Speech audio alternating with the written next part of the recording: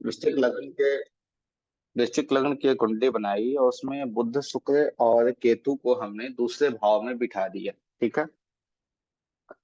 हमें प्रेडिक्शन निकालना है आठवें भाव का। ठीक है। तो सबसे पहले हमें तो कुंडली में यह दिख गया कि इस कुंडली के अंतर्गत आठवें भाव में कोई ग्रह नहीं है और सातवें भाव में बुध शुक्र और केतु जो बैठे हैं। बुध शुक्र गुरु और केतु बना लीजिएगा, बेहतर रहेगा। बुध शुक्र गुरु और केतु दूसरे भाव में बैठकर आठवें भाव को देख रहे हैं, अष्टम भाव को देख रहे हैं। ठीक है। तो यहाँ पे हमें क्या समझ में आ रहा है, इस कुंडली के अंतर्गत बुध हैं, गुरु हैं, शुक्र और केतु, ये चार चार ग्रह आठवें भाव को देख रहे हैं। तो यहाँ पे बताइए, इस व्यक्ति, ये जो जातक की कुंडली है, इसमें पीड़ा ज्यादा होगी या नहीं होगी? पीड़ा ज्यादा होगी। पीड़ा ज्यादा कैसे होगी? क्योंकि आठवें भाव को देख रहे हैं चार चार ग्रह। तो पीड़ा इससे मिलेगी। पीड़ा कहाँ से मिलेगी? तो पीड़ा इस व्यक्ति के जीवन में धन और परिवार से मिलेगी, क्योंकि जहां से देख रहा है वहां से ही समस्या देगा सबसे पहले, उसके बाद वो अपने लॉर्डशिप को देगा। परंतु सबसे पहले तो हमें यह पता चल रहा है कि यह जहाँ बैठा है वहां से ही समस्या देगा। तो सबसे पहले इस जातक को पीड़ा कहाँ से मिलेगी? पीड़ा मिलेगी धन और परिवार से। परिवार के जो लोग होंगे उनसे और धन संबंधी चीजों में इस जातक को समस्या देखने को मिलेगी। ठीक है। समझ में आ रही है? ठीक वैसे ही फिर एक दो दूसरी कुंडली बनाइए, या फिर इसी कुंडली में ही शुक्र बुध गुरु और केतु को आठवें भाव में लिख दीजिए, अष्टम में। और उसके बाद फिर हमें प्रेडिक्शन देना है इस व्यक्ति के धन भाव को लेकर।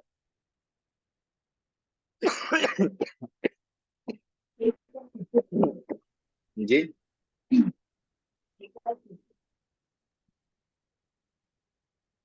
इस व्यक्ति के धन भाव को लेकर हमें प्रेडिक्शन करना है।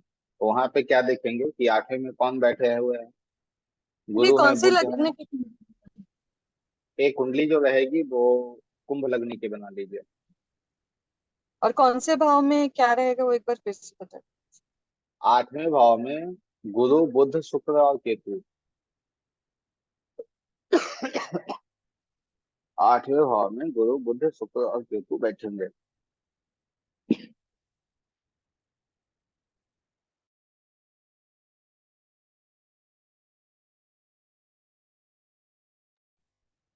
ठीक है। तो यहाँ पे हमें देखना है धन भाव। तो यहाँ पे हमें क्या दिखेगा? धन को कौन दे रहा है? आठवें हाउस में जो बैठे ग्रह हैं वो दे रहे हैं, क्योंकि उनकी ही दृष्टि जा रही है धन भाव पे। तो यहाँ पे इस व्यक्ति को धन कहाँ से आएगा? धन की जो इस व्यक्ति की अवस्था होगी वो क्या होगी? हम यहाँ पे कह सकते हैं कि आप आठवां भाव से जुड़ जाओ तो आपको धन आ जाएगा, क्योंकि आठवें भाव में बैठकर ग्रह देख रहे हैं। तो पहले हमने जो किया था वो ये किया था कि भाई कोई ग्रह जहाँ बैठा है उसके अनुसार रिजल्ट हमें मिल रहा था। अब हम चल रहे हैं, कोई ग्रह नहीं बैठा हो और मुझे किसी भी भाव को देखना है, कोई भी भाव देखना है, तो उसे हम कैसे समझेंगे? ठीक है। तो कल हम लोग एक दो रूल रखे रखे थे, जैसे चौथे में बैठकर कोई ग्रह दसवें को देख रहा है, तीसरे में बैठकर कोई ग्रह नौवे को देख रहा है। तो यहाँ पे चीजें क्या हो रही हैं, यह बन रही है। जैसे 3 और 9 का जो कॉन्सेप्ट हमारा कल का था उसको देखिए। उसमें आपको क्या पता चलेगा, तीसरे में 3 ग्रह बैठे हैं, वो तीनों तीसरे में बैठकर देख किसे रहे हैं? नौवे को देख रहे हैं। ठीक है। तो तीसरे में बैठकर सभी ग्रह किस घर की जागृति कर रहे हैं, किस घर को एक्टिव कर रहे हैं? नौवे को एक्टिव कर रहे हैं। ठीक है। तो तीसरे में बैठकर नौवे को देखना अच्छा है या नौवे में बैठकर तीसरे को देखना अच्छा है? बताइए।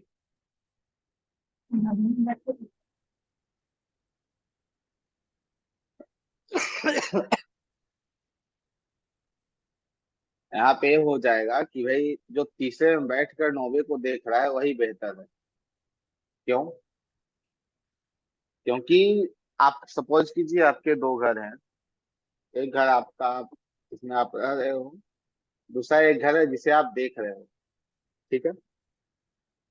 जहाँ आप रह रहे हो वहां ज्यादा आपका ये नहीं रहेगा कि भाई मुझे यहाँ क्या करना है क्या नहीं करना, वहां ज्यादा ये नहीं रहेगा। परंतु एक और जो आपका घर है उस घर पे बहुत ज्यादा आपका फोकस होगा कि इस घर को हमें देखना है। इस घर की जो चीजें हैं वो क्या कर रही हैं, उस घर में कौन आ रहा है कौन जा रहा है, उस घर पे बहुत ज्यादा आपका फोकस होगा। ठीक है। तो थर्ड में बैठकर कोई, थर्ड में तीन ग्रह बैठ गए हैं, वो तीनों ग्रह किसे देख रहे हैं? नौवे को देख रहे हैं। तो हम यहाँ स्पष्ट रूप में कह सकते हैं कि जो थर्ड हाउस में तीन ग्रह बैठे हैं वो किस घर की जागृति कर रहे हैं? नौवे की जागृति कर रहे हैं। ठीक है।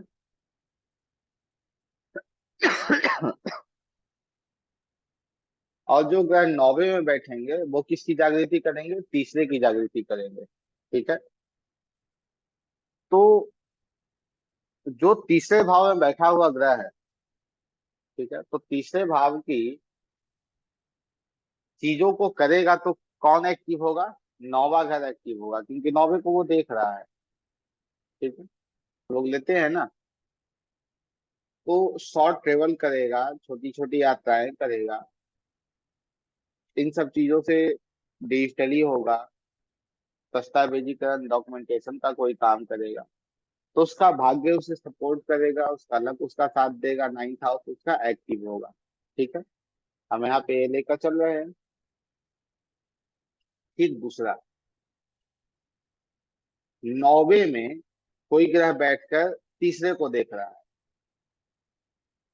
ठीक है। तो उस व्यक्ति को भाग्य को प्राप्त करने के लिए क्या करना पड़ेगा? भाग्य को प्राप्त करने के लिए उस व्यक्ति को ज्यादा परिश्रम करने की आवश्यकता होगी, क्योंकि थर्ड हाउस वहां आ रहा है।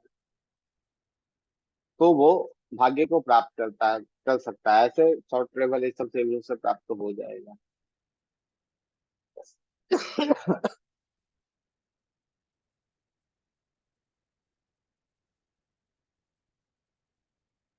एक मिथुन लग्न की कुंडली बनाइए, उसको उसमें शुक्र को पांचवें हाउस में लिख दीजिएगा।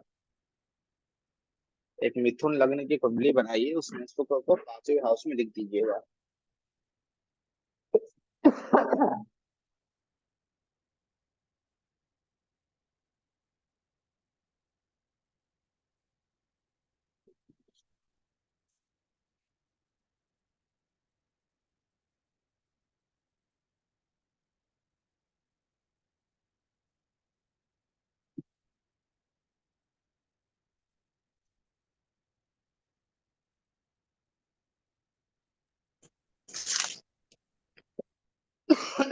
अब इस कुंडली में देखेंगे हम, शुक्र की सर दृष्टि कहाँ जा रही है? फिफ्थ फिफ्थ हाउस हाउस में में शुक्र शुक्र। हाँ हाँ, फिफ्थ हाउस में शुक्र है। अब इस कुंडली में देखेंगे हम कि शुक्र की दृष्टि कहाँ जा रही है, तो हमें याद दिखेगा कि शुक्र की जो दृष्टि है वो ठीक 11 भाव पे पड़ रही है। ठीक है, क्योंकि शुक्र पंचम में है।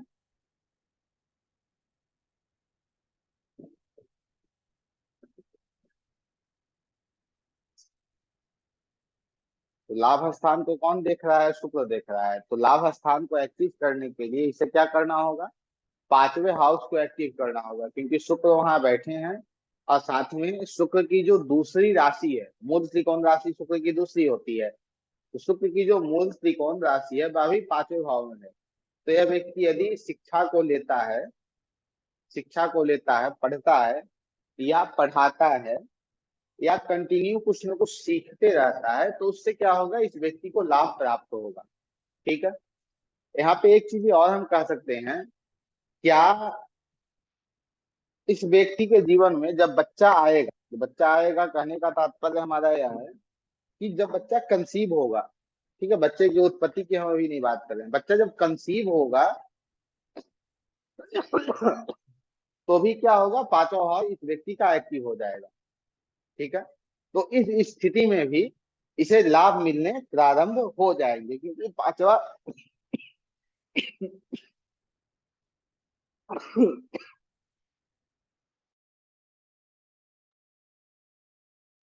सर कल ले लीजिए सर, नहीं तो क्लास, आपकी तबीयत बहुत खराब है।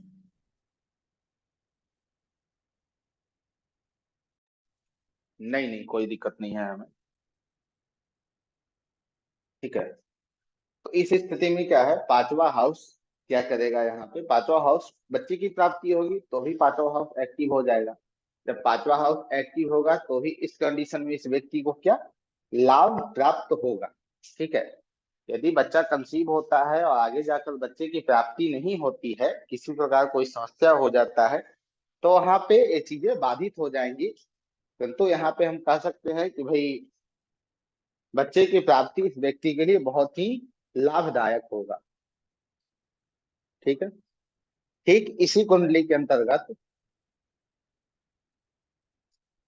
समझेंगे हम थर्ड हाउस क्या होता है। थर्ड हाउस छोटा भाई है।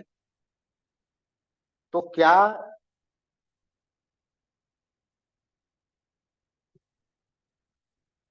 इसी कुंडली में शुक्र को सातवें हाउस में लिख लीजिए। ठीक है। शुक्र को सेवेंथ हाउस में इसी कुंडली में लिख लीजिए आप।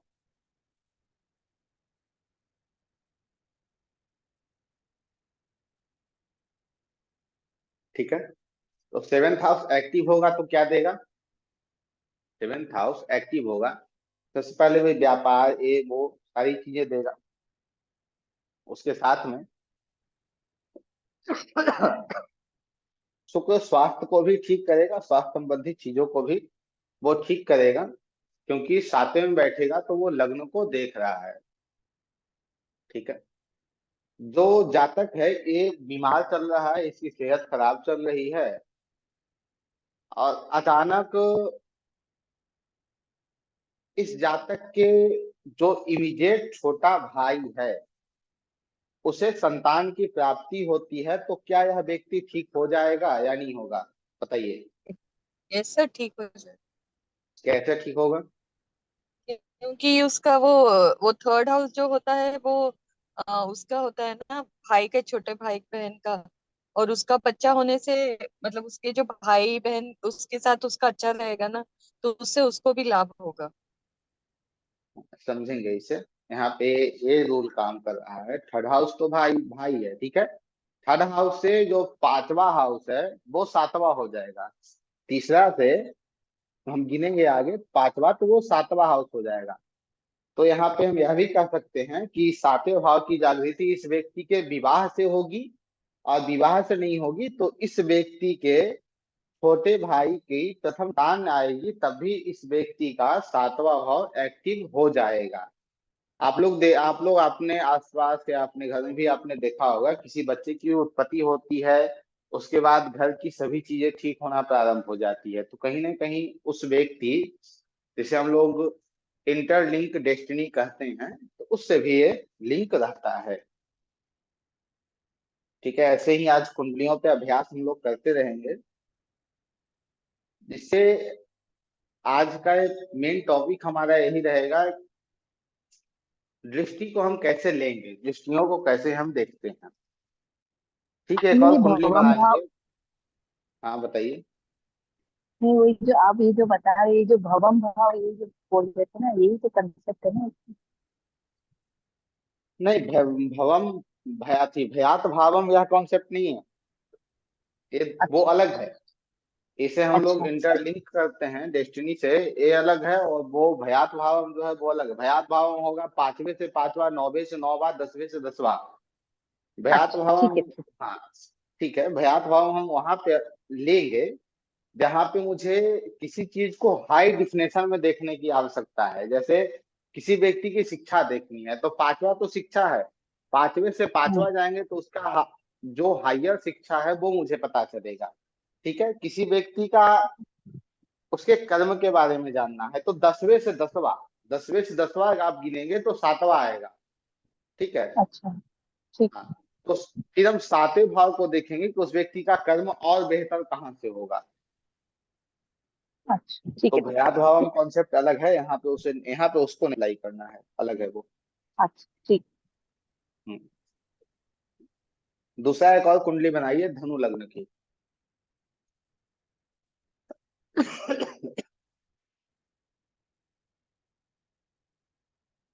दूसरी एक और कुंडली धनु लग्न की बना लेंगे और उसमें शुक्र बुध और सूर्य को 12वें भाव में लिख लेंगे।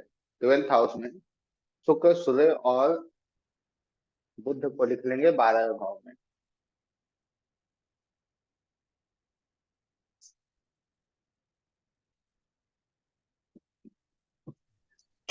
सर कौन सा लग्न है?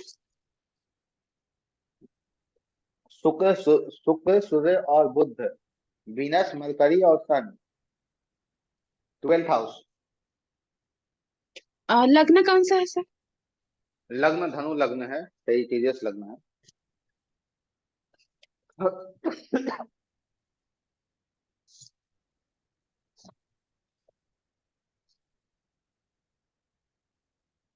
ठीक है। अब यहाँ पे हमें यह देखना है कि इस कुंडली के अंतर्गत छठा भाव खाली है। ठीक है। सातवां शुक्र बुध सूर्य तीनों की दृष्टि जो है वो तो साथ ही है और छठा भाव खाली है। तो छठे भाव पे तीनों का एक चीज और हमेशा याद रखिएगा, इस कॉन्सेप्ट को हमेशा याद रखिएगा, जो भी ग्रह, कोई भी ग्रह कहीं भी बैठा हो वो जिस घर को देखेगा तो जहां बैठा है उससे ज्यादा रिजल्ट वो जिस घर को देख रहा है उस घर का देगा। हमेशा इसे याद रखिएगा, ज्यादा प्रभाव उस घर को देख देगा जहां वो देख रहा है, जहां बैठा है उससे कहीं ज्यादा। ठीक है। तो इस कुंडली में शुक्र बुध और सूर्य कहाँ बैठे हैं? 12वें भाव में बैठे हैं। आप इसे देखकर तुरंत कह दोगे कि शुक्र बुध और सूर्य के अंतरदशा में या महादशा में यह व्यक्ति विदेश जाएगा। ठीक है। परंतु इसे हम यह कह सकते हैं कि शुक्र बुध और सूर्य की जब अंतरदशा आएंगी या महादशा आएंगी तो उसके अंतर्गत इसे नौकरी की प्राप्ति होगी। यहाँ हम यह कह सकते हैं इसे आराम से, क्योंकि ठीक छठे भाव को ये तीनों ग्रह रूल कर रहे हैं। वहां फिर डिग्री वाइज देखना होगा कि भाई कौन ग्रह है, परंतु इसे हम समझने के लिए यहाँ लिख ले रहे हैं। ठीक है। लेकिन वो 6-12 का जो कॉन्सेप्ट है ना वो बहुत अलग है, बहुत अलग कॉन्सेप्ट है। कैसे अलग है? छठा भाव, ये 12वां भाव क्या है? विदेश है। और छठा भाव क्या है? नौकरी है।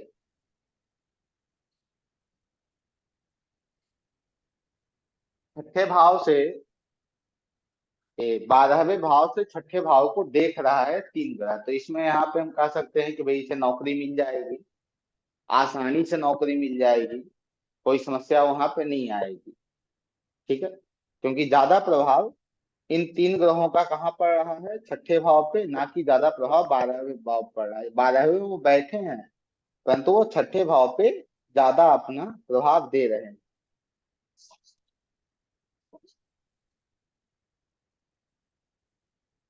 तो जब इनकी अंतरदशा आएगी या महादशा आएगी तो उसके अंतर्गत देखने को मिलेगा किस व्यक्ति की नौकरी हुई है। तो दूसरा जो रूल है हमारा ज्योतिष का वो ये कहता है कि पहले प्लानेट को देखना है। यदि वहां कोई प्लानेट नहीं बैठा है तो उस घर पे जो दृष्टि डाल रहा है उसका बहुत बड़ा प्रभाव होता है किसी भी कुंडली के अंतर्गत। समझ में आ रही हैं चीजें?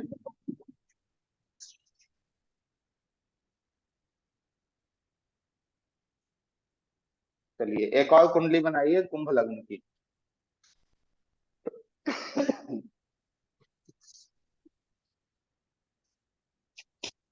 इसमें शुक्र को, सूर्य को और बुध को छठे हाउस में लिख दीजिएगा। शुक्र सूर्य और बुध को छठे हाउस में लिख दीजिएगा।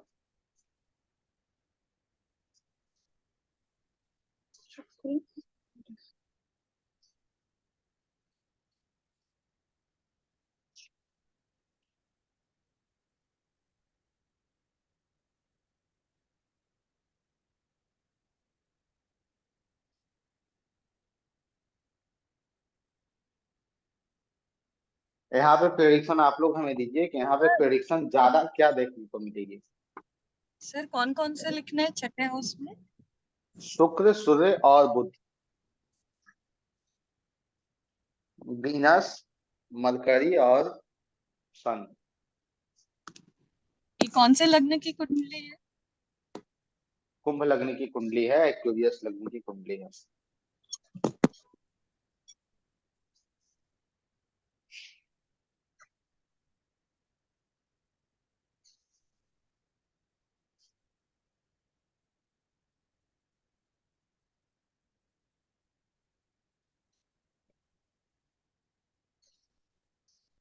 यहाँ पे आप लोग बताइए, छठे भाव में जो 3 ग्रह बैठे हैं, उन सभी का प्रभाव ज्यादा कहाँ पड़ रहा है? 12वें भाव पड़ रहा है।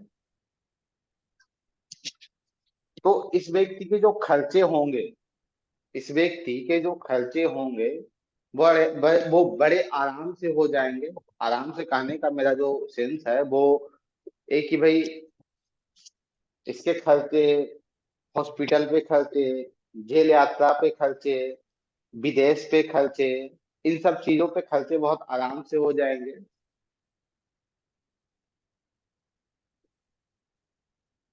क्यों? क्योंकि छठा भाव जो है वो 12वें को देख रहा है।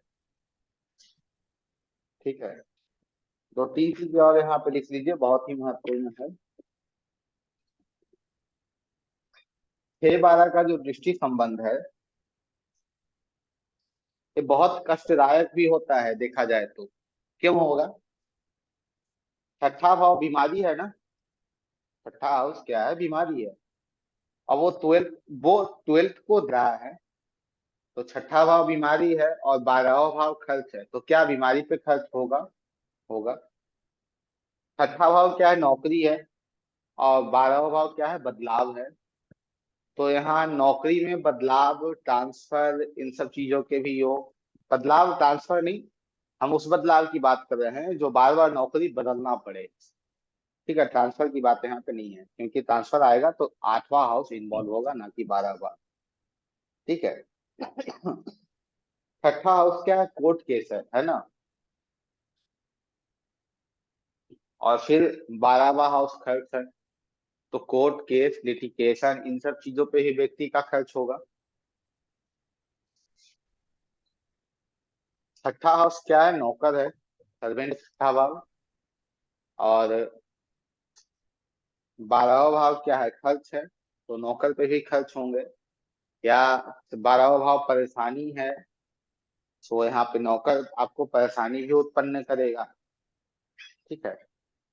अब इन सब चीजों को हम कैसे ठीक करेंगे कि ये 6 और 12 का जो बन रहा है संबंध, दृष्टि संबंध, उसे हम यूटिलाइज कर पाए, यूटिलाइजेशन में ले आए बताइए कैसे करेंगे जो बेहतर रहेगा?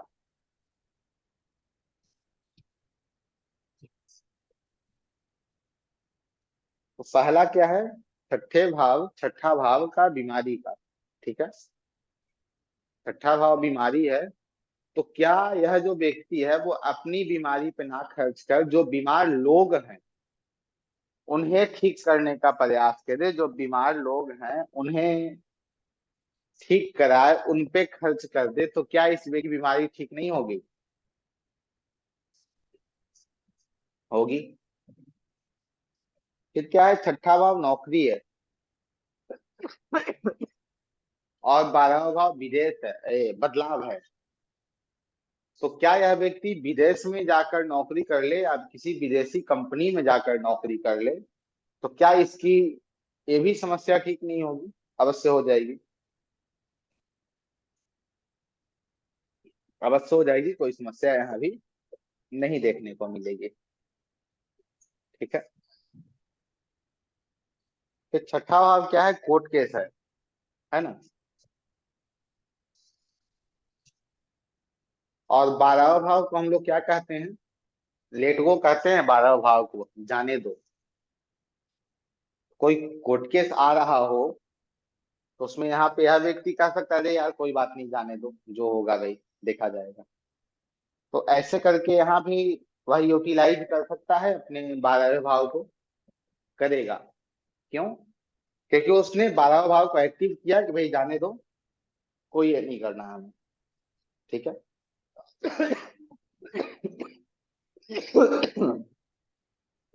और जो नौकरी की बात है वहां पे विदेश में नौकरी ना करे, विदेशी कंपनी में नौकरी ना करे, हॉस्पिटल में नौकरी कर ले तो कोई समस्या है डॉक्टर बन जाए तो?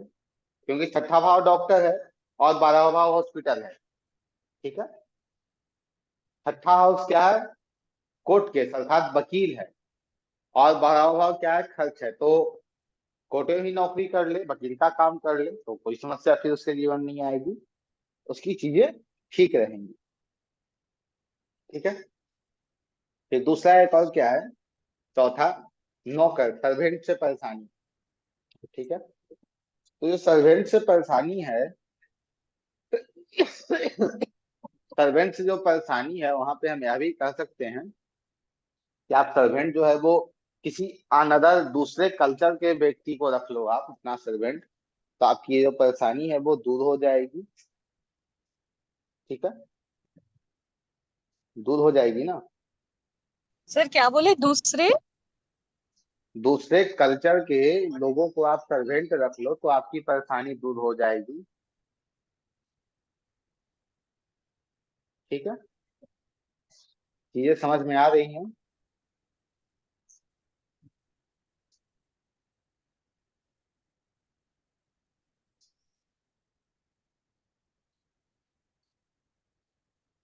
चलिए एक और कुंडली बनाइए अब कर्क लग्न की। अच्छा, समझ में आ रहा है ना, या फिर मैं ऐसे ही बढ़ते चला जा रहा हूँ? समझ में आ रहा है। चलिए अच्छे।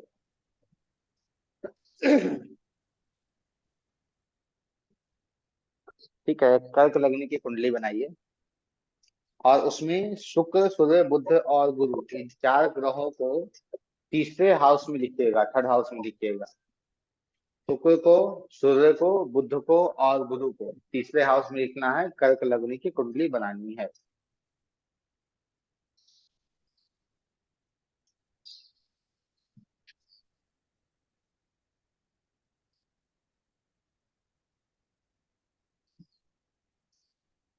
ठीक है, तो यहाँ पे हम क्या कह रहे हैं कि इस कुंडली अंतर्गत जो चार ग्रह तीसरे हाउस में बैठे हैं वो किस घर की जागृति कर रहे हैं?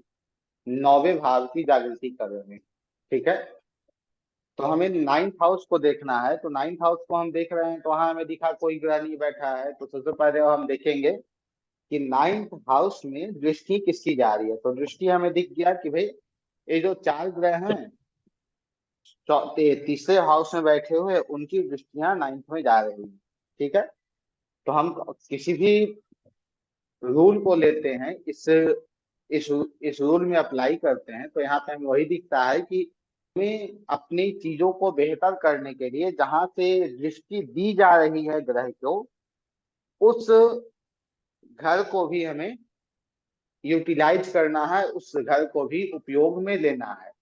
तो इस स्थिति में हमें तीसरे हाउस को यदि हम उपयोग में लेते हैं तो इस व्यक्ति का जो भाग्य है वो थोड़ा बेहतर बनेगा, लक सपोर्ट करेगा, जो नाइन्थ हाउस संबंधित जो कुछ कष्ट भी आ रही हैं वो ठीक होगी। ठीक है, तो तीसरा हाउस क्या है? छोटी यात्राएं हैं, और साथ में तीसरा हाउस क्या है? छोटे भाई बहन है, डॉक्यूमेंटेशन का काम है, प्लानिंग है, डिजिटल वर्क जो जितने भी हैं वो तीसरा हाउस है। ठीक है, दो दो ये कौन सा एक मार्केटिंग चला है भाई?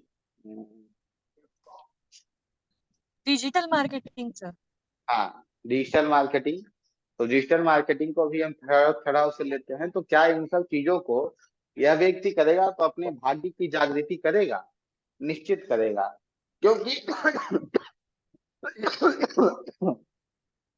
क्योंकि तीसरे हाउस से इस घर पे इफेक्ट जा रहा है, और विशेष समझने के लिए विशेष अब हमें समझना है कि नहीं, इस घर को तो नाइन्थ हाउस को तो यहाँ से तो एक्टिव हो गया, परंतु और किस प्रकार से हम ज्यादा इसे एक्टिव करें और ज्यादा इसे कैसे हम ठीक करें। तो यहाँ पे हमें देखना है शुक्र, सूर्य, बुध और गुरु इन सब चारों में सबसे ज्यादा डिग्री किसकी है। तो हमें सबसे ज्यादा डिग्री जो दिखी वो सूर्य की दिखे, ठीक है। सबसे ज्यादा डिग्री दिखी हमें सूर्य की। तो सूर्य की लॉर्डशिप देखेंगे कि सूर्य जो है लॉर्डशिप कहाँ का दे रहा है। तो हमें यह पता चला सूर्य की जो लॉर्डशिप है वो दूसरे दूसरे हाउस की है, सेकंड हाउस की है। तो इस स्थिति में भी हमें यह पता चलता है कि ये जो जातक है, यदि यह अपने परिवार के साथ जुड़ जाए, या जो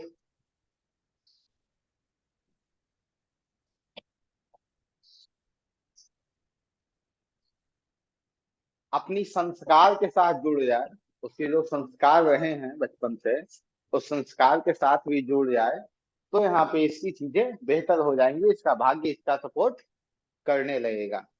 ठीक है, तो यहाँ पे ऐसे उसे हमें देखना है। चलिए ठीक है, इसी कुंडली में अब इन चारों, ये जो चार ग्रह हैं, इन सभी चारों ग्रहों को आप 9वें हाउस में लिख लीजिएगा, 9th हाउस में लिख लीजिए इन चारों ग्रहों को। ठीक है,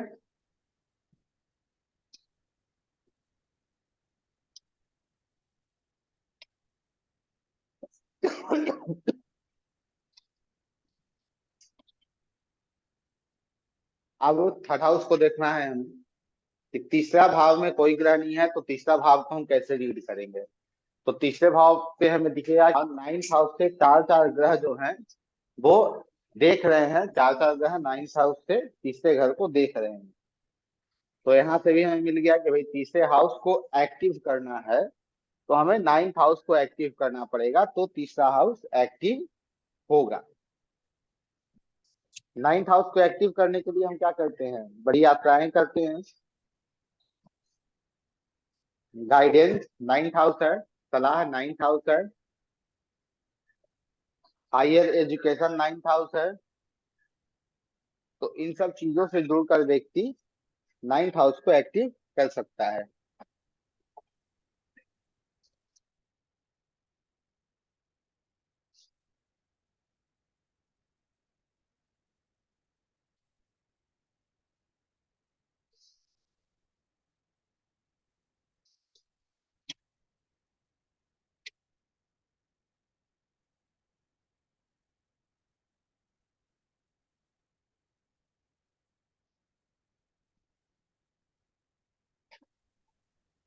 ठीक है,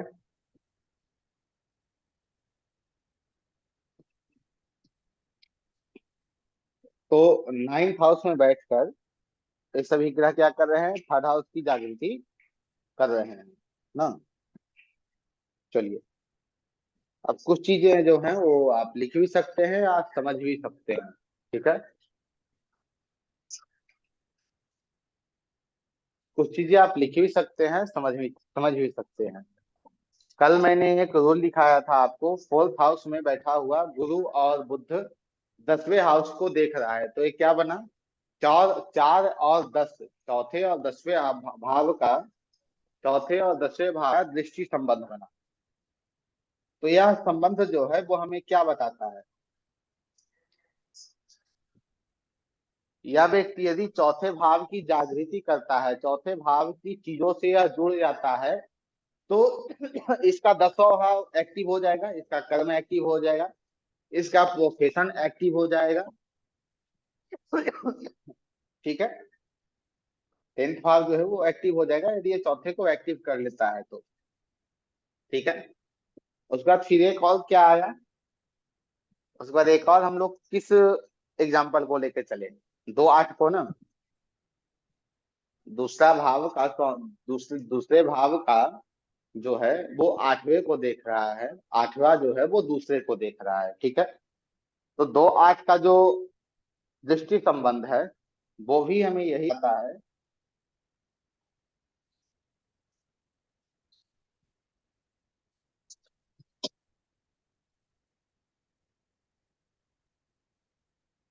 दूसरे भाव में बैठे हुए ग्रह कहाँ देख रहे हैं, 8वें हाउस को देख रहे हैं। तो पीड़ा इस व्यक्ति को कहाँ से मिलेगी, अपने परिवार से मिलेगी, और धन से मिलेगी, अर्थात धन नहीं आ पाएगा और परिवार से मिलेगी।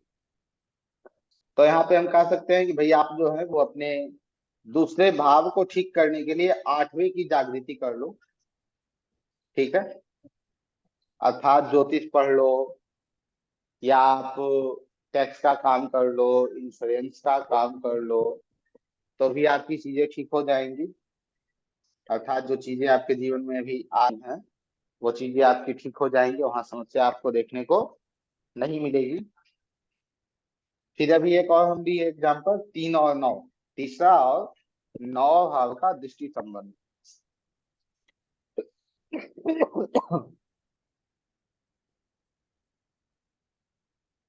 तो यहाँ तो अभी जस्ट हमने कहा कि तीसरे भाव को यदि हम जागृत करते हैं, 9th हाउस जागृत होगा। तीसरे को हम जागृत करेंगे तो 9 को जागृत स्वयं कर देगा, क्योंकि वो ठीक अपने से 7वें को, 9th हाउस को वो देख रहा है। ठीक है, यही 3 पे भी चर्चा हुई ना, और आगे करेंगे। ठीक है, मेल कुंडली बहुत हो गई, एक फीमेल चार्ट बना लीजिए। ये भी चार्ट जो होगी वो धनु लग्न की बना लीजिए। धनु लग्न की कुंडली बना लीजिए, वो फीमेल चार्ट है।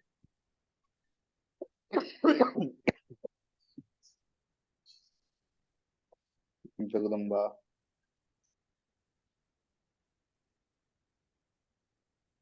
इसमें सूर्य और गुरु और बुध शुक्र, इन 4 ग्रहों को तीसरे हाउस में लिख लीजिएगा, 3rd हाउस में।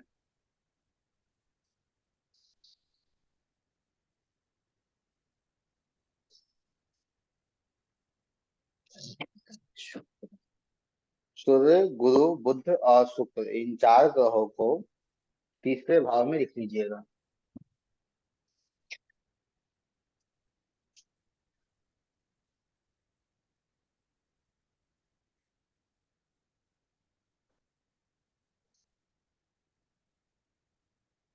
तो यहाँ पे हमें क्या दिख रहा है, शनि मंगल को चौथे में लिख लीजिएगा।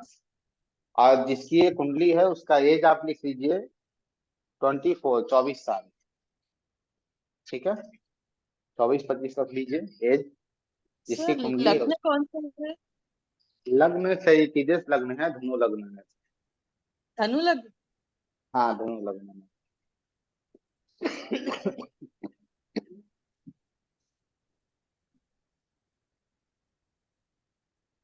धनु लग्न है। और सूर्य, गुरु, शुक्र और बुध तीसरे में है, शनि मंगल चौथे में। ठीक है, याद होगा आप लोगों को, फर्स्ट या सेकंड क्लास में मैंने बताया था मैलिफिक प्लैनेट और बेनिफिक प्लैनेट, पाप ग्रह और शुभ ग्रह। तो चौथे में कौन ग्रह बैठे हैं, शनि मंगल। शनि मंगल कौन है, ग्रह है ना। तो किसी भी कुंडली में चौथे भाव में यदि शनि मंगल पाप ग्रह जाकर बैठ जाए तो उस घर की क्या स्थिति होगी। वह घर बिल्कुल शांत होगा, या फिर उस घर का जो वातावरण होगा वो बिल्कुल विपरीत होगा, बहुत अलग तरीके का वातावरण होगा, जिसमें कुछ कोई चीजें अब नहीं सेट हो पाएंगी, समस्या ही समस्या वहां देखने को मिलेगी, क्योंकि मैलेफिक प्लैनेट बैठे हुए हैं। तो इस कुंडली में हमें यह पता चलता है, ये जो लड़की है वो अपने घर में है और 24 साल एज है इसका। तो इस 24 साल के एज तक इसे क्या मिला, दुख, पीड़ा, कष्ट, क्योंकि शनि और मंगल यहाँ बैठे हैं चौथे में, घर में बैठे हैं, तो यहाँ समस्या दे रहे हैं।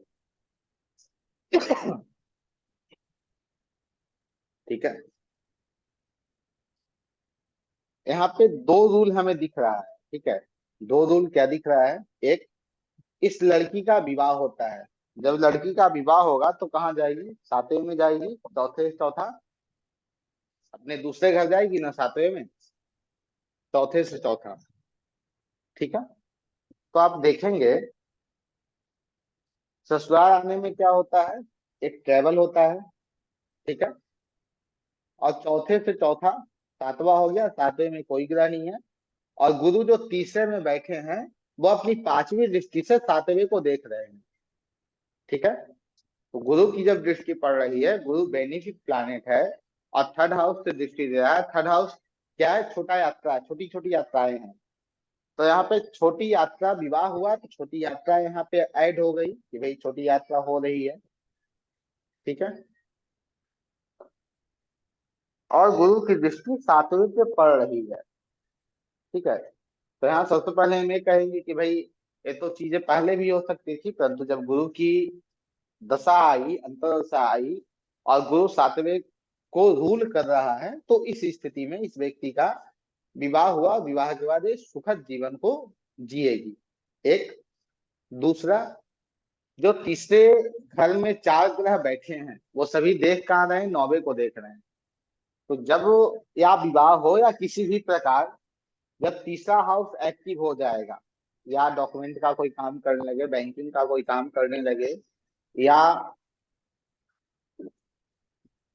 छोटी छोटी यात्रा इस लड़की के जीवन में इन्वॉल्व हो जाए, तो इस स्थिति में तीसरा हाउस एक्टिव होगा। जब तीसरा हाउस एक्टिव होगा तो कौन से घर को एक्टिव करेगा बताइए आप लोग। जब थर्ड हाउस एक्टिव होगा तो कौन से घर को एक्टिव करेगा इस कुंडली में? 9वें भाव को सर। हाँ, 9वें भाव को एक्टिव करेगा। तो इस स्थिति में 9 भाव क्या है? भाग्य है। हाँ भाग्य है। जैसे नाइन्थ हाउस को जब हम सुनते हैं कि नाइन्थ हाउस क्या लगता है, अच्छा है या बुरा है? नाइन्थ हाउस अर्थात बहुत अच्छा है भाई, बहुत अच्छा फल देगा हमें। तो इसी में तो नहीं आ जाए। जी, तो इस स्थिति में जब शॉर्ट यात्रा होगी, डॉक्यूमेंट का ये जो है वो काम करना प्रारंभ कर लेगा, तो इस स्थिति में क्या होगा, इसकी चीजें ठीक हो जाएंगी। अर्थात जो मंगल और शनि बैठकर चौथे घर में समस्या दे रहे थे, उस समस्या को यहाँ पे ठीक होते हमें दिखेगा। ठीक है।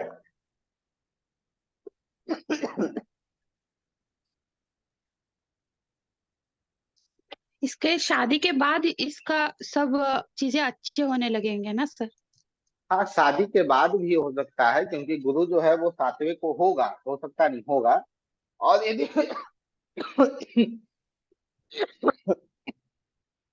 और यदि यह तीसरे यदि यह तीसरे भाव के डोमेन को यूज में ले आए, काम करने लगे उसके साथ, तो भी इसकी जो चीजें हैं वो ठीक हो जाएंगी। ठीक है। एक और रूल ओके यहाँ पे हम ले रहे हैं। हाँ, एक और रूल हम यहाँ पे ले रहे हैं। वो जो रूल है वह इस लड़की का एक बड़ा भाई है। ठीक है। इस लड़की का एक बड़ा भाई है और बड़े भाई को पहले संतान की प्राप्ति हुई।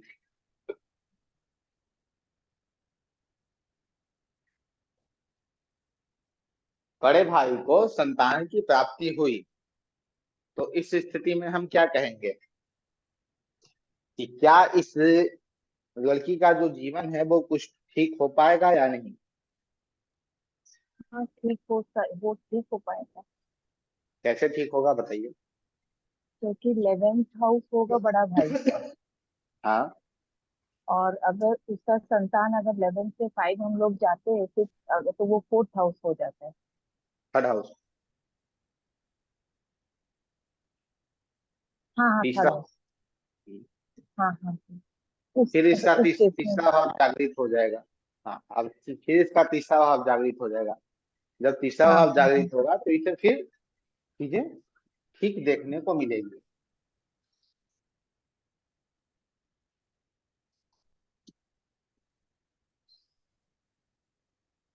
तो यहाँ पे हम यह कह सकते हैं, यह जहाँ तक नहीं यात्रा करेगा तो इस कुंडली का तीसरा भाव क्या होगा, एक्टिव हो जाएगा। और जब तीसरा भाव एक्टिव होगा तो तीसरे भाव में जो ग्रह है वह भी एक्टिव हो जाएंगे। और जब वो एक्टिव होंगे तो वो नवम भाव को एक्टिव कर देंगे। और जिसके बाद नवम भाव जो जो डोमेन को दे रहा है, जो जो चीजों को नाइन्थ हाउस देगा, वो सभी चीजों को देना नाइन्थ हाउस प्रारंभ कर देगा। क्यों कर देगा? क्योंकि एक्टिव हो गया। ठीक है, एक और कुंडली बनाइए।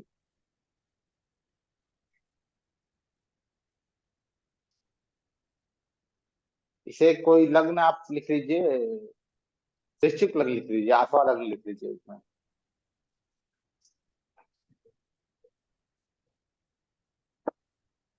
ठीक है।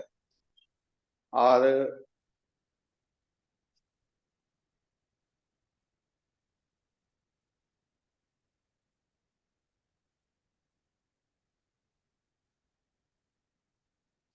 5वें भाव में राहु को लिख लीजिएगा।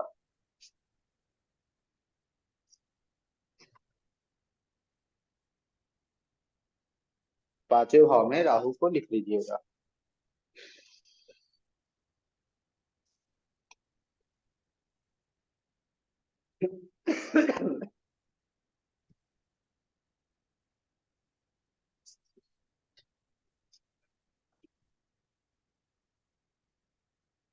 जब राहु की मसा आएगी या राहु की अंतर्दशा आएगी तो इस व्यक्ति को क्या मिलेगा, डिफाइन कीजिए आप लोग, बताइए। जब राहु की महादशा या अंतर्दशा आएगी तो इस व्यक्ति के जीवन में क्या प्राप्त होगा? संतान का प्राप्ति हो सकता है, नहीं तो एजुकेशन अच्छा हो सकता है। ठीक है। और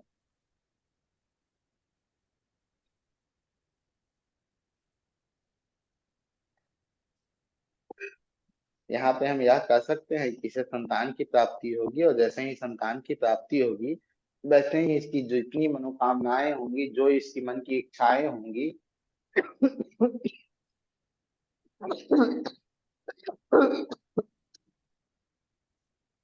इसकी जो मन की इच्छाएं होंगी वह भी पूरी होना प्रारंभ हो जाएगी, इसे लाभ मिलने लगेंगे।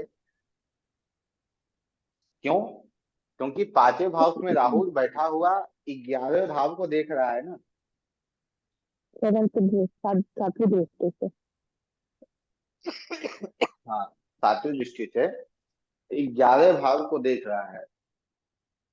तो इस स्थिति में इस व्यक्ति को तो अचानक नेम फेम मानी सोशल सर्किल इसका बढ़ेगा, सम्मान मिलेगा इसका सोसाइटी में, सर्किल में, और अच्छा रहेगा। बिल्कुल। और जैसे ही संतान की बात आई तो संतान जैसे ही कंसीव हो जाएगा तो वैसे ही इसे सारी चीजें 11वें हाउस की मिलनी प्रारंभ हो जाएगी। ठीक है, क्योंकि राहु की जब अंतर्दशा आई या 5वां भाव संबंधित यह व्यक्ति कोई भी कर्म करने लगा तो इसका 11वां हाउस एक्टिव होना तय है। ठीक है, यहाँ पे हम दोनों चीजों को ले रहे हैं। एक हम यह भी कह रहे हैं कि वे हाउस में जो लॉर्ड बैठा है उसकी महादशा या अंतरदशा आई तो संतान की प्राप्ति होनी तय है। यदि कुछ यह क्रिएटिविटी में लग जाता है या फिर यह कुछ पढ़ने या पढ़ाने लग जाता है तो भी इसका जो मनोकामना है वह पूरा होगा, लाभ इसे मिलेंगे। समाज में इस व्यक्ति की प्रतिष्ठा बढ़ेगी। क्यों? क्योंकि ये 5वें हाउस को क्या किया, यूज में लिया, यूटिलाइज किया, जिससे इसका 11वां भाव जो है वो एक्टिव हो गया। ठीक है, तो इसे हम क्या कहेंगे, 5-11 भाव का दृष्टि संबंध होगा तो जब जातक को संतान की प्राप्ति होगी, या हम यह भी कह सकते हैं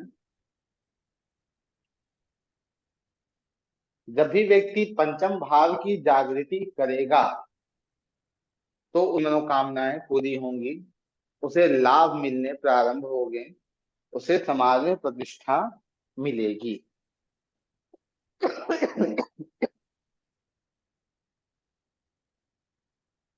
समझ में आ रहा है? इसे जो इंटरलिंक डेस्टिनी जो है ना, जिसमें हम बार बार आते हैं, उससे आप बहुत अच्छे से किसी कुंडली को डिफाइन कर सकते हो। ठीक है, इसे और अच्छे से समझने के लिए एक मेष लग्न की कुंडली बनाइए।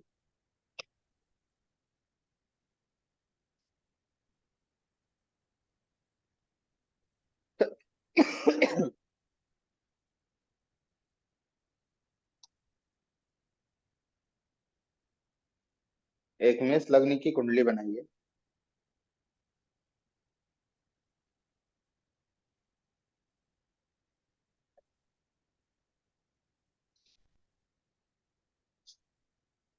गुरु को 7th हाउस में लिख दीजिएगा, गुरु को 7th हाउस में लिख दीजिएगा।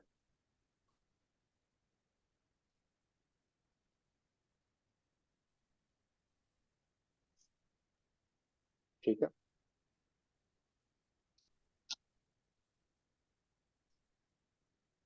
पुनः फिर मेरा एक प्रश्न आप लोगों से,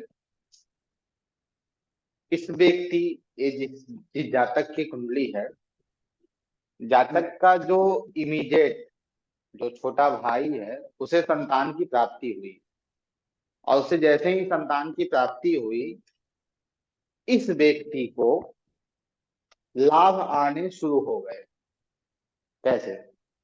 लॉजिक क्या है इसका? कुंडली समझेंगे तो इसे हम कैसे समझेंगे, बताइए।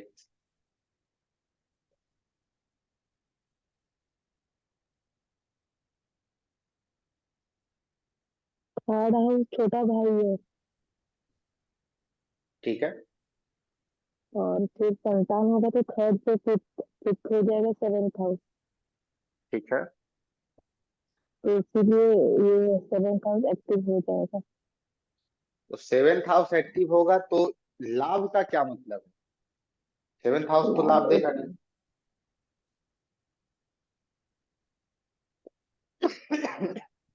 पांच दृष्टि इसकी लाभ भाव में जाएगी। तो वो किसकी फिर दृष्टि इसका जाएगी? गुरु की दृष्टि है ना सर। गुरु की। गुरु की दृष्टि है। गुरु 7th हाउस में जैसे ही छोटे भाई को संतान की प्राप्ति होगी तो 7वां हाउस एक्टिव होगा। हाँ, नवंबर 5, 7, 9। तो फिर और जब 7वां हाउस एक्टिव होगा तो गुरु एक्टिव होंगे। जब गुरु एक्टिव होंगे तो गुरु की 5वीं दृष्टि कहाँ जा रही है? 11th हाउस पे। 11th में कोई ग्रह बैठा नहीं है, उस घर को कौन कंट्रोल कर रहे हैं? गुरु ही कंट्रोल कर रहे हैं। तो जैसे ही 7वां हाउस एक्टिव होगा वैसे ही इस व्यक्ति को लाभ मिलने शुरू हो जाएंगे। ठीक है।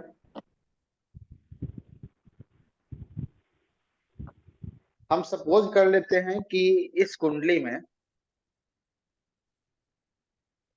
फर्स्ट हाउस में कोई ग्रह नहीं, ठीक है, प्रथम भाव में हमें कोई ग्रह नहीं दिख रहा है। तो इस स्थिति में प्रथम भाव पे किस ग्रह का प्रभाव जा रहा है? गुरु का। गुरु अपनी 7वीं दृष्टि से प्रथम भाव को देख रहे हैं। ठीक है।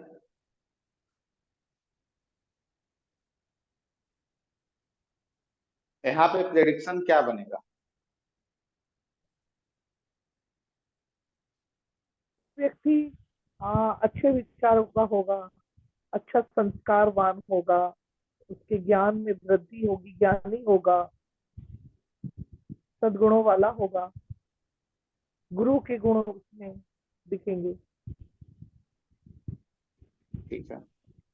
इस व्यक्ति की सेहत खराब है, इस व्यक्ति की सेहत खराब है, या इसे फर्स्ट हाउस संबंधित कोई समस्या आ रही है, तो उसे हम कैसे ठीक करेंगे? ये मतलब कुछ धार्मिक कृत्य करेगा। उस उसे ठीक करने के लिए हमें 7वां हाउस को एक्टिव करना होगा। हाँ, ठीक है, 7वां हाउस को एक्टिव करना होगा तो उसकी जो चीजें जो है वो ठीक हो जाएंगी। एक दूसरा, अब इस व्यक्ति का हमें जब निकालना है कि भाई यह व्यक्ति कैसा होगा, ठीक है, प्रेडिक्शन देना है। इस व्यक्ति पे जब गुरु का प्रभाव जा रहा है, 7वें में बैठे गुरु का, तो गुरु क्या प्रभाव दे रहे हैं? तो सबसे पहले हम यह देख रहे हैं जो कुंडली है वो मेष लग्न की है। ठीक है। जब मेष लग्न की कुंडली है तो गुरु की जो मूल त्रिकोण राशि कहाँ जा रही है? 9th हाउस में जा रही है। तो पिता के गुण इस बच्चे में होंगे, हम यह कह सकते हैं या नहीं कह सकते हैं? जी कह बिल्कुल सकते हैं। कह सकते हैं। पिता से दिखते होंगे वैसा ही इसका नाक नक्शा वगैरह हो सकता है। हो सकता है। जी जी। हाँ गुरु जी।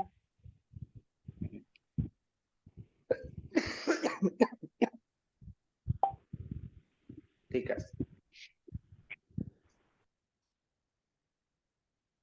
ठीक इसी कुंडली में गुरु को वहां से काट कर आप बुद्ध को लिख दीजिए। गुरु को वहां से हटाकर बुद्ध को आप लिख दे इसी कुंडली के अंदर। हम क्या देख रहे हैं? प्रभाव देख रहे हैं ना, कि प्रभाव क्या दे रहा है। जब बुद्ध छठे में सातवें में आ गए, सातवें में बुद्ध आकर जब गुरु यहाँ बैठे हुए थे तो यहाँ था कि भाई पिता का प्रभाव होगा, गुरु का प्रभाव होगा, बड़ी यात्राएं करेगा, धर्म यात्राएं करेगा, धर्म से जुड़ा होगा, धर्म संबंधित कार्य को करेगा, हायर एजुकेशन लेगा। क्यों? क्योंकि नाइन्थ का जो लॉर्ड है वो सेवेंथ में बैठकर फर्स्ट को देख रहा है। ठीक है, तो यहाँ से हमें यह पता चल गया, इतनी सारी चीजें दे रहा है। अब यहाँ जो बुद्ध बैठा है, अब यहाँ जो बुद्ध बैठा है वो बुद्ध कौन से घर का है? छठे भाव का स्वामी है। पानी दीजिएगा हमें। तो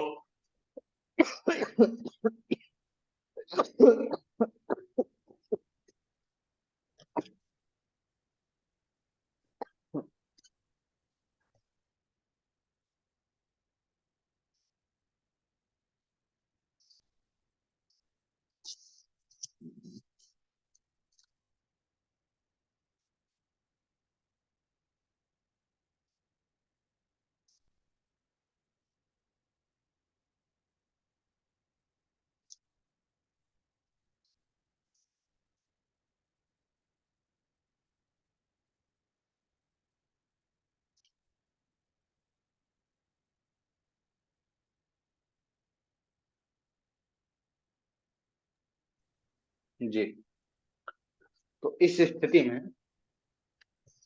अब यहाँ तो हमें मिल गया कि भाई हायर एजुकेशन इसे मिल रहा था, नाइन्थ हाउस का जो इफेक्ट आ रहा था इस व्यक्ति के ऊपर। अब उसके बाद ठीक हमें यहाँ क्या मिल गया कि व्यक्ति को भाग भाग के क्या मिल रहे हैं? कोर्ट केस वगैरह मिलेगा।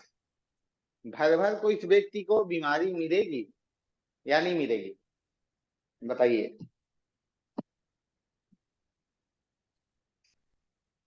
मिलेगा। क्यों मिलेगा? क्योंकि छठा हाउस का जो लॉर्ड है वो सातवें में आकर फर्स्ट को देख रहा है। ठीक है, अब यहाँ से क्या वो दे रहा है? लाकर छठे हाउस से लाकर कोर्टगेज दे रहा है, बीमारियां दे रहा है, कर्ज दे रहा है। इन सब चीजों को लाकर कहाँ दे रहा है? व्यक्ति को खुद दे रहा है, क्योंकि आप स्वयं हैं।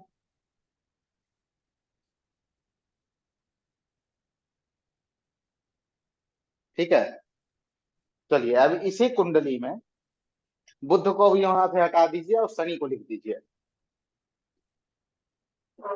इसी कुंडली में बुध को हटाकर शनि को लिख।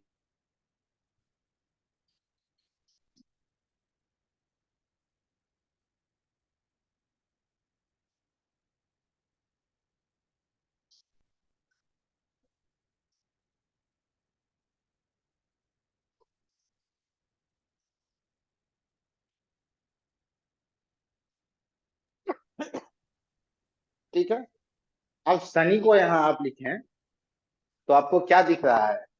यह जो व्यक्ति होगा वो कैसा होगा?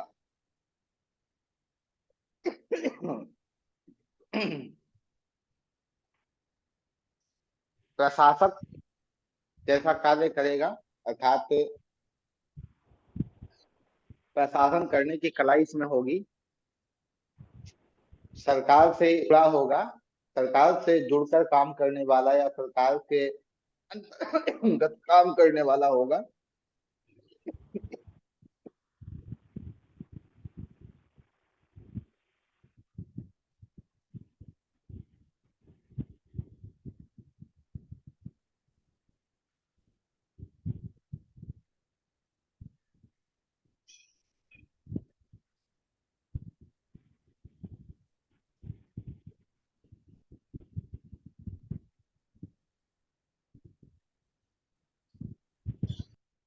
ठीक है, तो ऐसे ही हमें दृष्टि को लेना है और उससे प्रेडिक्शन करना है। ठीक है, अब ये चीजें कब मिलेगी इस व्यक्ति को? ये सारी चीजें मिलेंगी कब? तो जब शनि अंतर्दशा या महादशा में आएगा, तो ये सारी चीजें इस व्यक्ति को मिलेगी।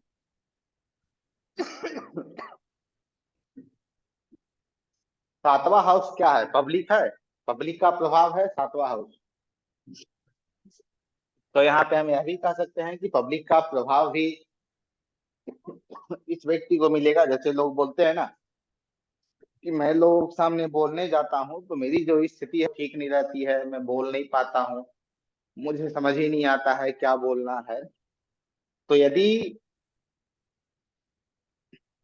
कुंडली में दसम भाव का स्वामी सातवें में बैठकर लग्न को देख रहा है, तो इस स्थिति में यह होगा कि व्यक्ति की जब कुंडली में शनि की महादशा या अंतरदशा आएगी तो व्यक्ति बहुत ही बेहतर बोल पाएगा। ठीक है, लोगों से समीप जाएगा, लोगों के पास जाएगा।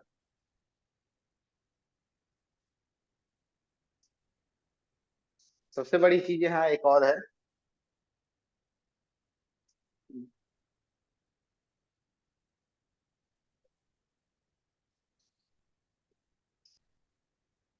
जो ग्रह सातवें हाउस में आपने बैठाया, दो चार ग्रह जो भी आपने सातवें हाउस में बैठाया, उन सभी ग्रहों को अब लग्न में लिख दीजिए और सातवें हाउस को खाली कर दीजिए। सातवां हाउस खाली कर दीजिए और लग्न में लिख दीजिए। दूसरी कुंडली बना लीजिए, वो बेहतर रहेगा। मेष लग्न की ही बनाइएगा।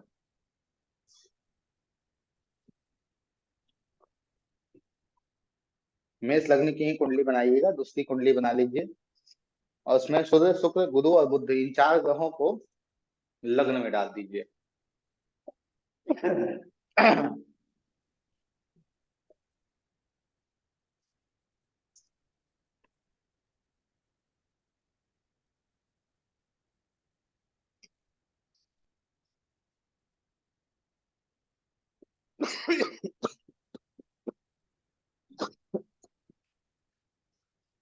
ठीक है,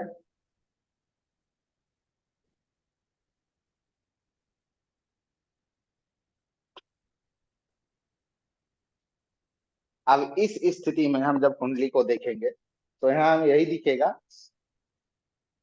सातवें भाव को समझने के लिए हमें लग्न को देखना होगा, क्योंकि लग्न में ग्रह बैठे हैं। तो यहाँ तो एक चीजें हमें अच्छी मिल रही है कि भाई सातवां भाव बिजनेस है, ये है, वो है, सारी चीजें हैं। तो जब सूर्य शुक्र बुध गुरु इन सब ग्रहों की दशा अंतरदशा आएंगी तो सातवां हाउस एक्टिव होगा। और जब सातवां हाउस एक्टिव होगा तो यहाँ हमें यह भी मिलेगा देखने को कि भाई सातवां हाउस एक्टिव हो रहा है तो बिजनेस भी मिल रहा है, विवाह भी है, पार्टनरशिप भी है, पब्लिक का प्रभाव भी है। तो ये सारी चीजें मिल रही हैं, परंतु भूलिएगा नहीं, सातवां हाउस मारक स्थान होता है। आप लोग को पता होगा, दूसरा और सातवां जो भाव होता है वो मारक होता है। ठीक है।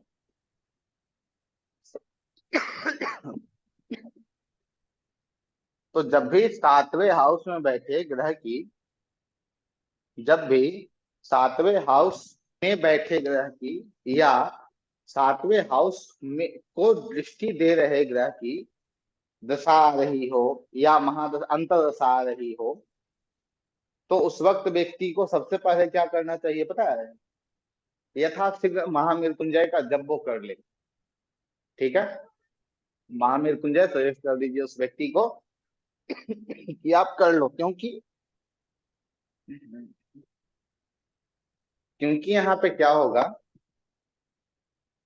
व्यक्ति जब मारक स्थान के ग्रहों की, मारक स्थान को जो देख रहा हो वो, या जो मारक स्थान का मालिक है उसका, जैसे पिटाई किसी भी प्रकार से हो सकती है। पिटने को ग्रह जो है वो किसी भी प्रकार से आपकी पिटाई कर सकते हैं। तो जब महादशा आएगी या अंतरदशा आएगी तो उस वक्त आप फिर जो भी कुंडली आप देख रहे हो उसे आप कह दो कि भैया आप ये कर लो, महामृत्युंजय या महामृत्युंजय आप ऐसा शीघ्र कर लो, क्योंकि मारक ग्रह की आपकी दशा चल रही है। क्योंकि वहां पे ऐसा नहीं है कि मारक अर्थात कि वो आपको बहुत शरीर को ही नुकसान पहुंचा सकता है। क्योंकि आठवां हाउस क्या है, दाम्पत्य जीवन है, तो वहां वो डिवोर्स भी लेके आ जाएगा कि भाई तलाक को भी लेके आ जाएगा बीच में। और उससे आप परेशान हो जाओगे। ठीक है, तो कहीं कहीं हमें यूटिलाइजेशन को छोड़कर कुछ अलग स्टेप भी लेने पड़ते हैं, कहाँ जहाँ ज्यादा समस्या देखने को मिलती है। ठीक है।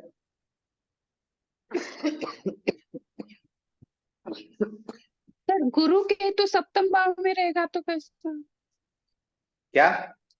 गुरु केतु सप्तम भाव में रहेगा तो उनका विवाह संबंध अच्छी रहेगी या नहीं? यदि ज्योतिष पढ़ ले तो संबंध अच्छा रहेगा, नहीं तो अच्छा समस्या ही समस्या है उसके जीवन में ना। क्यों? अच्छा। क्योंकि केतु वहां बैठा है। डिग्री किसकी ज्यादा है, गुरु की ज्यादा है या केतु की ज्यादा है? गुरु गुरु की ज्यादा है सर। तो भी ठीक है, कोई दिक्कत नहीं है, ज्योतिष कर ले, अच्छा बेहतर रहेगा। नहीं तो फिर वो गुरु दीक्षा ले ले कहीं से, ज्ञान देने लगे, ज्ञान दे, उससे चीजें उसकी ठीक हो जाएंगी। ओके ठीक है। Okay sir.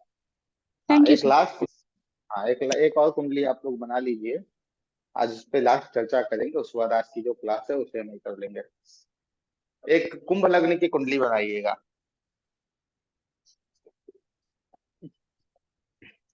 कुंभ लग्न की एक कुंडली बनाइए।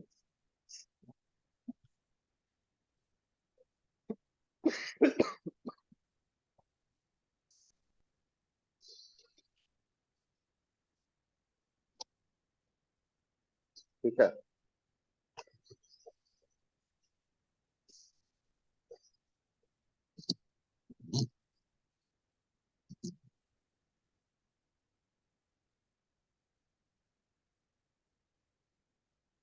इस कुंडली में जब भी गुरु की महादशा या अंतरदशा आएगी, ठीक है, खासकर जब अंतरदशा आएगी, तो गुरु इस कुंडली में बहुत ज्यादा कष्टकारक हो जाएंगे।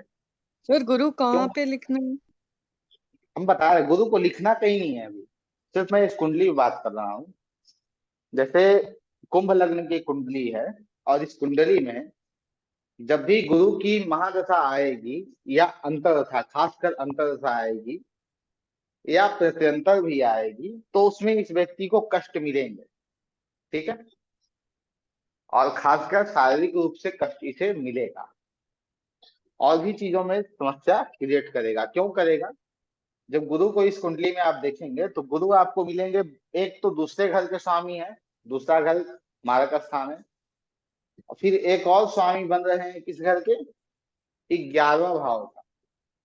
लिख लीजिएगा, मारक स्थान जो कुंडली में होते हैं वो 2 और 7 होते हैं, और जो त्रिसराया त्रिसराया जो दिन होते हैं वो भी, जैसे हम तो त्रिक भाव को पढ़ते आए, 4 8 12 6 8 12, ये छठा आठवां 12वां खराब होता है, वैसे ही त्रिसराया 3 6 और 11, त्रिसराया जो भाव है तीसरा छठा और 11, ये भी भाव बहुत ही खराब माने गए हैं कुंडली के अंतर्गत।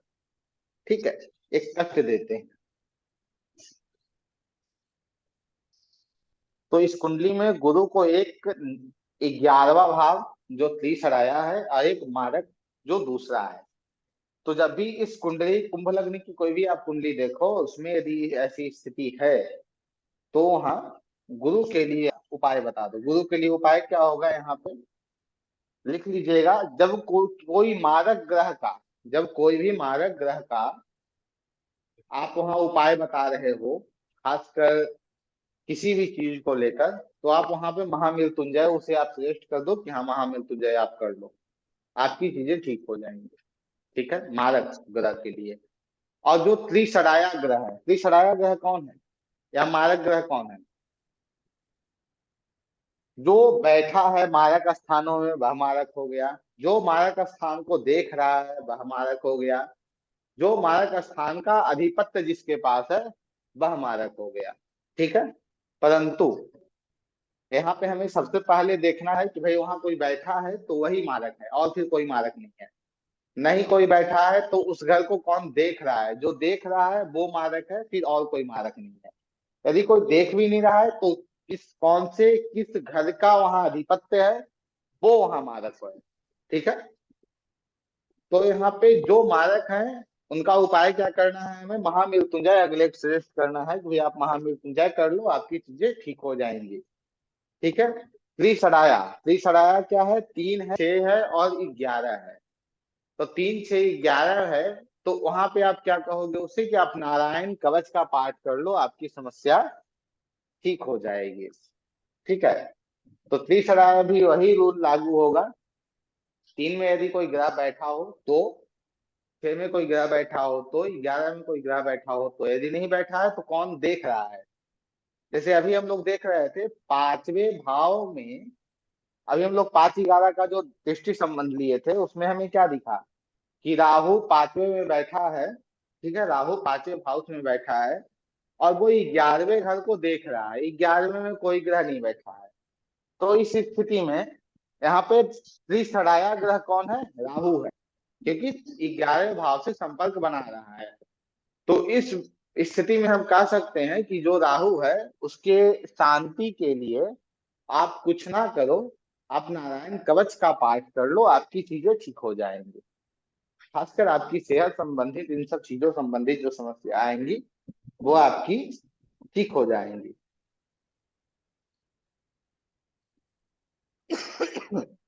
मान लीजिए इसी कुंडली में, हमेशा याद रखिएगा, जो लोग आयु या मारक इन सब चीजों को लेकर जो बहुत कंफ्यूज रहते हैं, खासकर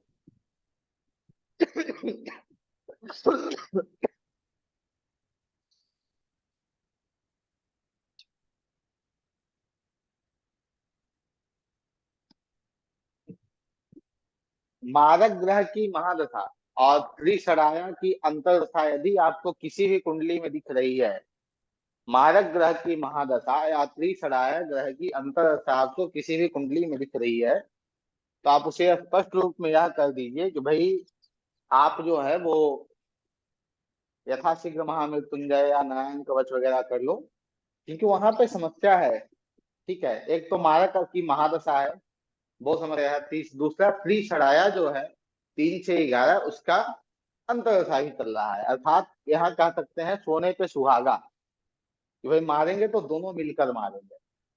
यदि किसी एक की है तो वो ज्यादा आपको ट्रेवल नहीं करेगा, वो ज्यादा परेशानी आपको नहीं देगा। यदि दोनों की है तो दोनों तो भाई फिर मिलके मारेंगे कि चलो भाई आज इसका तो बैंड मुझे बजाना है। ठीक है, तो हमेशा इसे याद रखिएगा। एक और कुंडली है, वो जो कुंडली है वो मिथुन लग्न की है। ठीक है, मिथुन लग्न में मंगल तकलीफ देंगे। क्यों तकलीफ देंगे मंगल, क्योंकि जब आप मिथुन लग्न को देखोगे ना, तो मिथुन लग्न की कुंडली में मंगल आपको मिलेगा। मंगल जो है वो त्रिसराया के स्वामी हैं। छठे और 11वें, छठा में 8वीं राशि और 11वें में पहली राशि, ये 2 राशियां आ जा रही हैं मंगल की, और दोनों त्रिसराया, छठे में 11वें में आ रही है मंगल की। तो इस कुंडली में, मिथुन लग्न की कुंडली में जब भी मंगल की अंतर्दशा या महादशा आएगी, खासकर अंतर्दशा आएगी, तो बहुत पीड़ा देखने को मिलेगा। पीड़ा क्या मिलेगा, बीमारियां मिलेंगी, क्योंकि छठा है, कोर्ट केस वगैरह मिलेगा, नौकरी में समस्या देखने को मिलेगी, बड़े भाई से संबंधित समस्या देखने को मिलेगी। ठीक है, तो ये सब समस्या यहाँ पे देखने को मिल सकती है। चलिए।